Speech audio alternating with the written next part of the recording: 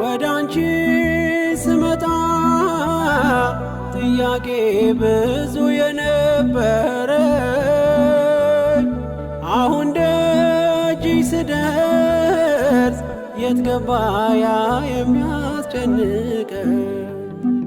እንዴት ብትወጂ ነው እንደዚህ ፈጥነሽ ምትደርሺልኝ? ቀን ሳይመሽ በቶሎ ችግሬን የምትፈችልኝ የበረከቴ ምንጭ ኪዳነ ምሕረት አዛኝቷ እናቴ ኪዳነ ምሕረት መባረኪያዬ ነው ደጅሽ መባረኪያዬ ከሐሳብ ከጭንቀት ማረፊያዬ ወድቄ የተነሳሁበት አልቅሼ የተሰማሁበት